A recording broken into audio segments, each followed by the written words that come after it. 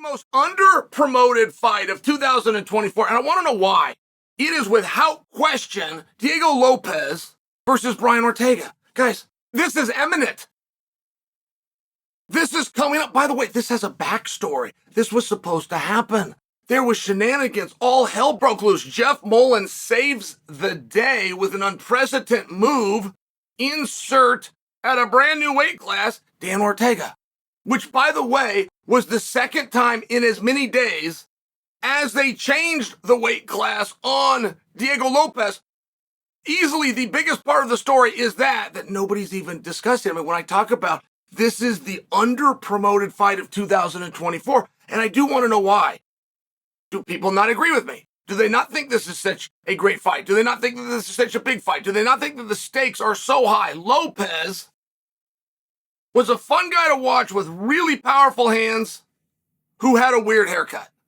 That's who he was. That's not who he is now. He is new kid on the block, moving up the rankings, this close to being in title contention. It's a very different scenario for Lopez, and a lot of it ties into that fight week of him getting a call at 3 a.m.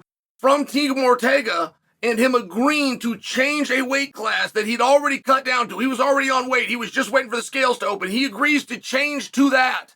The very next day, he switches opponent and changes yet again to 165 pounds. Now, body percentage-wise, you're talking like a 12% spread at that weight class. Nobody would do that. Nobody would do it. Nobody has done that.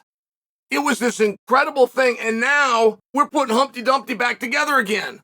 But all of a sudden, there isn't a promotion, so I just want to know, is there a belief? Is there a question? There must be. There must be a belief and a question somewhere by somebody that this match doesn't make it to the ring. And I want to just take a good look at that. So DraftKings now has Lopez as the favorite. Now, I will tell you, and it surprised me, Lopez was the favorite going into the first one. He was the favorite going into 302. I remember coming and talking to you guys, and I told you this is the money-making opportunity since my time over at DraftKings. Right? DraftKings is my partner, by the way. Do I need to disclose that to you guys? They are my partner. I try to get them beat every single weekend. I try to get you guys their money, and I warn you, be careful listening to Chael. But let me at least give you a history lesson and some behind-the-scenes information that you will want to consider. And at that time, again, the week of 302 and just prior to it, I told you, Ortega's going to beat this guy. Lopez has one problem, and it's only one, and most of the powerful guys do. Most of your power punchers do. You can take it back to Iron Mike Tyson. A difference between Mike Tyson and Muhammad Ali. Muhammad Ali can fight you for 12 rounds. Mike will not still be standing. You're not likely to be. You're more unlikely to be, as a matter of fact, against Mike than you are Muhammad. But should the end of the night come, right? Mike Tyson is the one that coined the phrase. People have given me credit. This was in Sports Illustrated, Chael Sonnen. I got this from Mike Tyson. Mike Tyson said, if you ever look for the finish, you're not going to win a decision. And all Mike did is look for finishes, and he didn't win decisions. So when you think, and I offer Mike because it's a great example, but all of the ones in between, when you have those powerful guys, they're not made for championship rounds. And where that becomes so relevant is the pace of Ortega. It is his number one weapon. His jiu-jitsu that he claims is his number one weapon because he respects Coach Henry Gracie so much, is actually number two. It's his volume.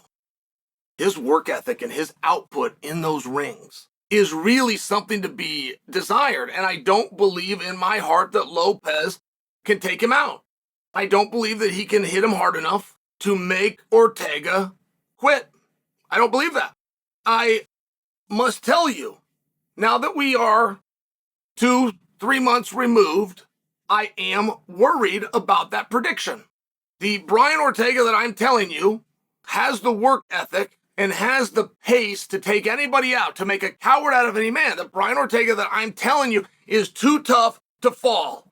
And if he goes down, he ain't staying down. I am worried about why he missed weight. I am worried by after getting everything that he wanted, which was the weight changed, no fine. Don't forget, this wasn't Brian missing weight. Brian's got Tiki. They know exactly how to do this. They got a new bout agreement. Brian Ortega did not miss weight against Lopez. You'll read that certain places. What you're reading is wrong. He got it changed. So he's got no fine. He's got no problem. And he gets the 10 pounds. He gets all his money. He literally got everything that he wanted and didn't show up for the fight. That worries me.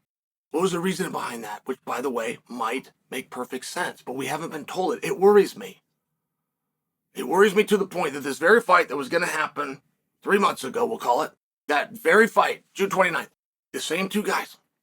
And I was going to tell you it was the money-making opportunity against my own partners, DraftKings, that they got this one wrong.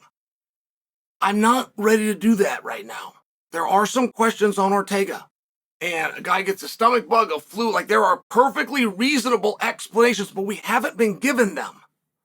So there is a question mark. And it does turn out, in all fairness, that Lopez is even better than we thought he was. It's a hard match, but it's an exciting match. There's a lot on it. Diego Lopez is not there yet, and you will see this when these guys make the walk. The bigger star of the two is Ortega, and it's by a lot. You will see this at the press conference. You will see this at the stare-downs. Their star power is not the same. But that's one thing about this sport. Everything you got is on the line. That ranking, that star power, your placement on the card, all of it. And that is what Lopez needs, and that's what Lopez is in an opportunity to go out there and take. The stakes of this fight are massive. They're amongst the biggest of the evening, only overshadowed by the main event. The co-main event does not overshadow the stakes that are on Ortega versus Lopez, and is the underpromoted fight and is the misunderstood fight of 2024.